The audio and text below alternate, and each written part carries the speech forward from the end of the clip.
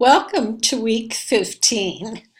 Week 15 wraps up the semester chapters with chapter 6 for the muscular system. You will be asked in your reading assignment to read chapter 6 and take notes on your chapter outline. You also have an interactive physiology video on the MyLab and Mastering website that will help you understand how muscles contract and a little bit about the actual muscle tissue. You have a practice test on chapter 6 this week, which will be due on Friday because you have exam 5 and lab exam 5 this week.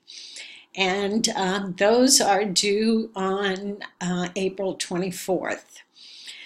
For lab material, you have 4 models of the muscular system. You have 2 anterior and posterior view of the trunk and an anterior and posterior view of the leg with the names of the muscles.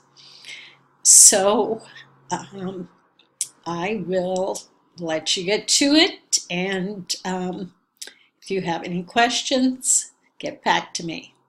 Thank you.